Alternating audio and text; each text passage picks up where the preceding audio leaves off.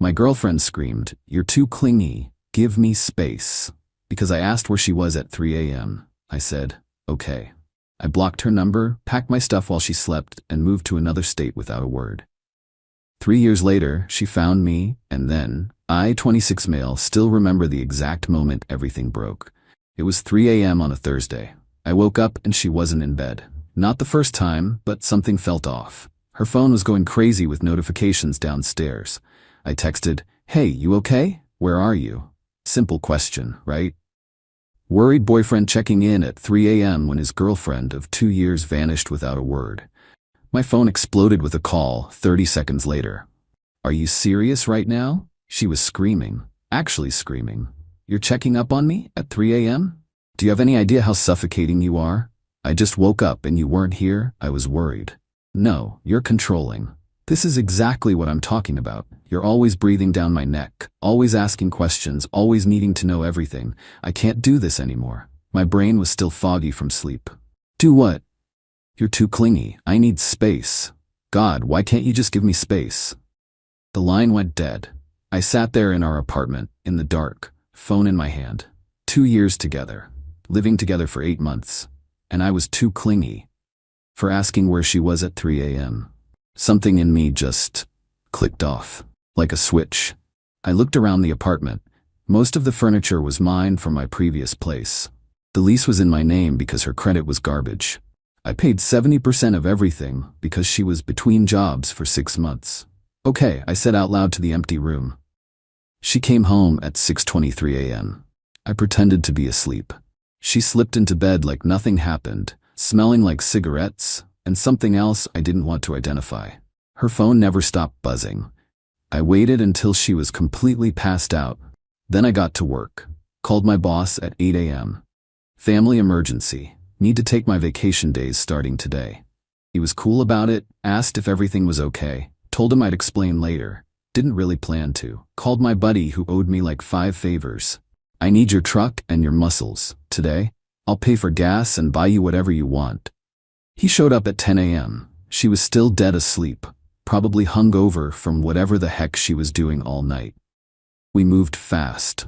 Every piece of furniture I owned went into that truck. My clothes, my electronics, my kitchen stuff, everything. My buddy didn't ask questions, just kept loading boxes. I left her stuff. Her clothes, her makeup, that expensive hair straightener she just had to have, that I paid for. Even left the bed since she was sleeping in it. Not my problem anymore. Took all my documents, birth certificate, passport, everything. Canceled my name from the utilities right there on my phone while my buddy drove the last load to his place for storage. Went to the bank. We had kept separate accounts, thank God, but I'd been Venmoing her money for groceries and gas every week. Canceled my Venmo, deleted the app, changed my phone number at the carrier store. New SIM card, new number. Done. Then I did something crazy. Remember how I said I'd been planning to propose? Yeah, I was that stupid. Had a ring and everything. $4,200 I'd saved up over a year. Went straight back to the jeweler, explained the situation. Took a hit on the return, but walked out with $3,100 in cash. Used that money and my savings to put a deposit on an apartment in another state. Had a job offer there I'd turned down 6 months ago because she said she couldn't leave her friends. Called them back. Position was still open. Started in 2 weeks. The whole operation took 11 hours. By 9 p.m. I was gone. No note, no explanation, no goodbye. She wanted space? She got infinite space. Blocked her number before the new SIM card even activated. Blocked her on everything, social media, email, all of it. Blocked her friends, her sister, everyone. Slept at my buddy's place that night. He kept looking at me like I'd lost it. "You good, man?" "Yeah," I said.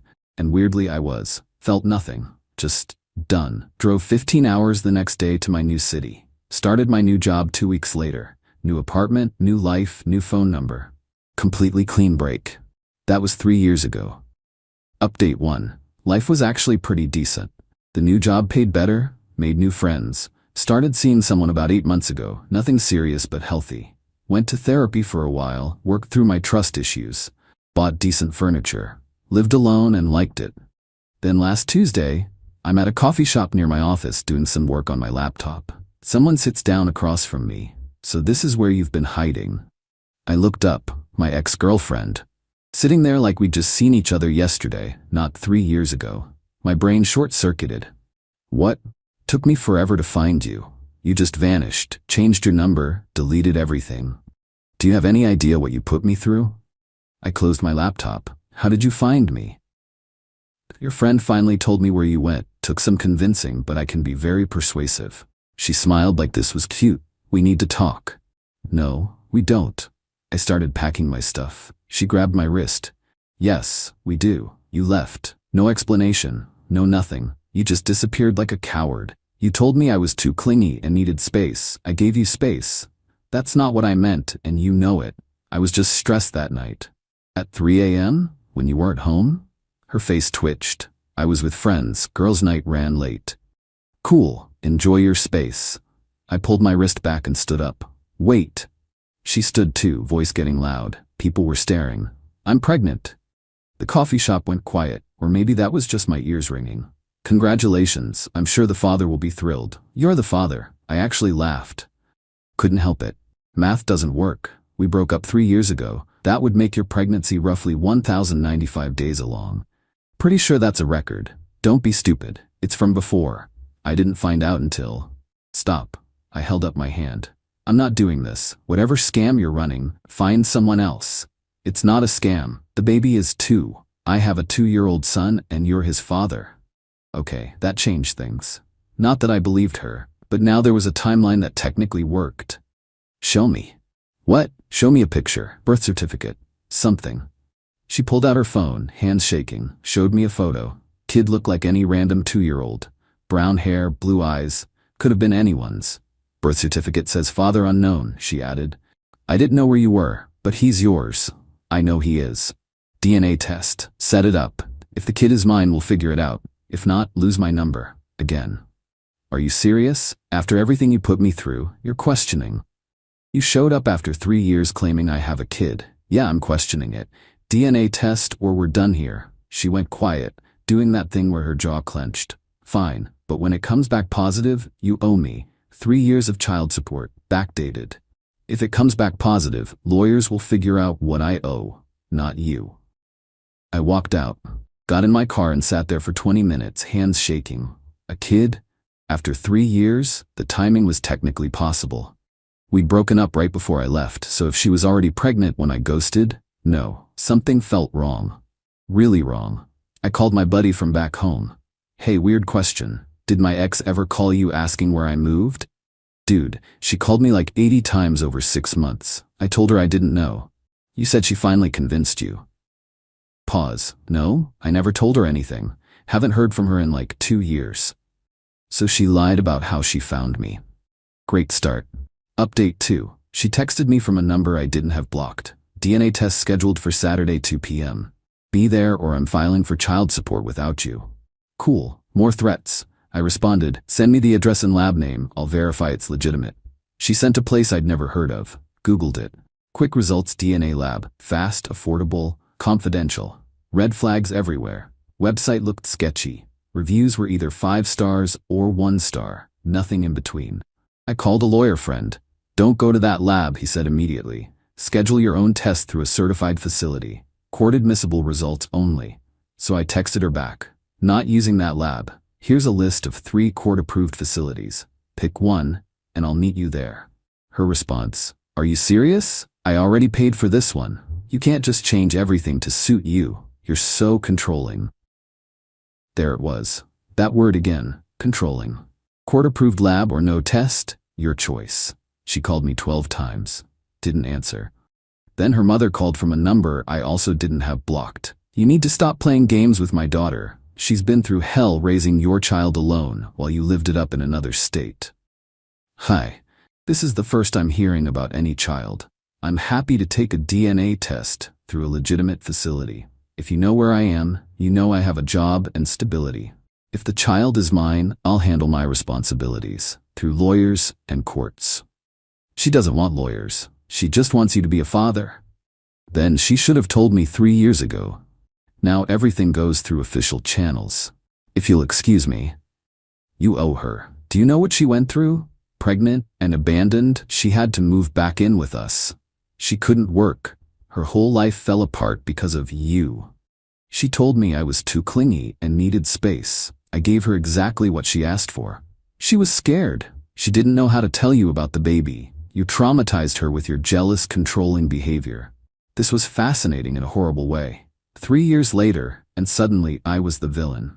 The controlling, jealous boyfriend who traumatized her. Not the guy who got screamed at for asking a simple question at 3 a.m. "Ma'am, I'm hanging up now. Tell your daughter to pick one of the labs I sent or we're done." She picked one. Finally. Saturday morning, 11 a.m. Court-approved facility with proper chain of custody procedures. I got there 30 minutes early. She showed up 10 minutes late with her mother and a guy. Boyfriend? Baby daddy? No idea. The kid was there. Cute kid, actually. Looked tired and confused. Kept asking, "Who's that about me?" "This is someone we need to talk to," she told him. The lab tech explained the process. Cheek swabs, proper documentation, results in 3 to 5 business days. The kid started crying when they tried to swab him. She got annoyed. "Stop being difficult. Just open your mouth." The kid cried harder. I don't have experience with kids, but even I knew you can't just yell at a crying 2-year-old and expect compliance. The tech offered to try again in a few minutes. We waited in awkward silence. Her mother kept glaring at me. The boyfriend kept scrolling his phone. Finally got the swabs done. I provided mine. Signed all the paperwork. They said results would be emailed. As I was leaving, she followed me to my car. "When this comes back positive, we need to talk about money." "Through lawyers." "Stop saying that. I don't want lawyers involved. I just want you to help support your son. If he's mine, I will. Properly. Legally. Not whatever under-the-table arrangement you're trying to set up." "You're still controlling everything. This is exactly why I needed space from you." I turned around. "You vanished at 3 a.m. and screamed at me for asking where you were. Then I left and you had 3 years to reach out through legal channels if there was actually a child. You chose now. You chose showing up randomly. You chose a sketchy DNA lab first. So yeah, I'm controlling the situation by making sure everything is legitimate and documented. Deal with it. You're going to regret this. When you see how much child support costs, when you see what you missed, you're going to regret being such a jerk. Maybe. Or maybe I'll regret wasting 2 years on someone who thought screaming at me at 3 a.m. was appropriate communication." Her mother came out then. "Leave my daughter alone. You've done enough damage." I got in my car and drove away. Spent the rest of the weekend feeling weird. If the kid was mine, my life was about to change dramatically. If he wasn't, this was an insane scam attempt. Wednesday afternoon, the email came. I was in a meeting, but I excused myself to the bathroom to read it. Results. 0% probability of paternity. Not mine. Not even close. 0%. I forwarded the email to the lawyer friend. "What now?" He called me immediately. "She tried to commit paternity fraud. You could potentially press charges, but honestly, just keep this documentation and block her again. If she tries anything legal, you have proof." She wasted my time, my money for the test. She lied. "Yeah, but engaging further just invites more drama. You have proof the kid isn't yours. That's all you need." He was right, but I was angry. 3 years of peace, and she showed up to try to trap me with a kid that wasn't even mine. I forwarded her the results without comment. 5 minutes later, my phone started blowing up. Different numbers, all calling. I answered one. "You sabotaged the test," she was shrieking. "You paid them off or something. There's no way. It's a court-approved facility with chain of custody documentation. I didn't touch anything. The kid isn't mine. We're done." "No. We are not done. You owe me for the 3 years I spent. You spent 3 years lying. Goodbye." I hung up and blocked every new number that called. Changed my number again that afternoon. New SIM card, new number, messaged only the people who needed it. Cost me $35 in an hour of my time. Worth it to never hear from her again. Update 3. Thought that was the end. Spoiler alert, it wasn't. 2 weeks later, I got served at work. A process server showed up at my office with papers. Lawsuit. She was suing me for emotional distress and financial damages stemming from abandonment during a vulnerable time. She was claiming $45,000. Broke it down as $15,000 for emotional trauma from abandonment, $10,000 for medical expenses related to stress-induced conditions, $20,000 for lost wages and career opportunities due to psychological damage. My boss was super cool about the process server thing, but I was humiliated. Got served at work. In front of colleagues, I immediately called a lawyer. Real one this time, not just my friend. Attorney specialized in this kind of garbage. She read the papers and actually laughed. This is one of the weakest cases I've seen. You weren't married, you weren't living together under common law, and you had no legal obligation to notify her of your relocation. She's grasping at straws. Can she actually win? Highly unlikely. But we need to respond and defend. It'll cost you some money, but probably less than engaging in this circus would cost emotionally. Cost me $2,500 up front for the lawyer. Whatever. I wanted this done properly. The lawyer sent a response that included the DNA test showing the child wasn't mine, documentation that she tried to use a non-certified lab first, text records of her calling me controlling, I'd kept screenshots, proof that I'd maintained steady employment and had legitimate reasons for relocating. We also filed a counterclaim for attempted paternity fraud and harassment. Her lawyer, some discount guy she found, tried to argue that I owed her because I'd been financially supporting her during the relationship and she'd become dependent on that support. My lawyer's response basically said, helping pay bills during a relationship doesn't create a legal obligation after it ends. People break up. That's life. The case dragged on for 6 weeks. Discovery was interesting. She had to provide evidence of her stress-induced medical conditions. Submitted some therapy bills and receipts for anxiety medication. My lawyer found her social media. She'd forgotten to make it private. Posts from 2 weeks after I left showed her at parties, concerts, bars. Living my best life finally, was one caption. Another, single and free. Thank God that's over. Didn't exactly scream traumatized by abandonment. We showed up to court for the hearing. She wore a conservative dress, looked sad, kept dabbing her eyes. Her mother was there for support. The boyfriend wasn't. Her lawyer went first. Whole sob story about how I'd emotionally abused her during our relationship by being possessive and controlling, then cruelly abandoned her when she needed me most. The judge asked, did your client ever attempt to contact him through proper legal channels? File a missing person report? Her lawyer stuttered.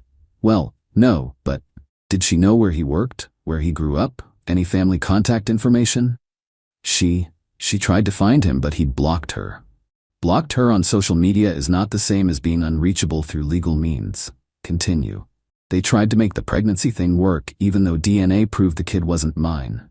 Claimed I'd caused her emotional distress during that vulnerable time, regardless of paternity. Judge was not impressed. Then my lawyer presented our side. Clean, simple timeline. We dated. We lived together. I paid most bills. She stayed out until 6 a.m. and screamed at me for asking where she was at 3 a.m. I legally ended our cohabitation by removing my belongings from my apartment. I relocated for a job opportunity. 3 years later, she ambushed me with a false paternity claim. When proven false, she filed a frivolous lawsuit. My lawyer presented the social media posts showing her living her best life weeks after I left. Presented text records of her calling me controlling. Presented the DNA results. The judge looked tired. Ma'am, people end relationships, sometimes suddenly. That's not illegal. You were not married. You had no children together. He had no legal obligation to maintain contact or provide support after ending the relationship. Your claim of abandonment has no legal merit. But he just left. No explanation. I had rights. The judge actually removed his glasses. You had the right to a relationship that both parties wanted to be in. He exercised his right to end it. Case dismissed. Then he looked at our counterclaim. As for attempted paternity fraud, I'm inclined to believe there was an attempt to deceive. However, I don't see malicious intent that rises to criminal level. I'm ordering the plaintiff to pay defendant's legal fees, $2,500. She gasped. I don't have $2,500. You should have thought about that before filing a frivolous lawsuit.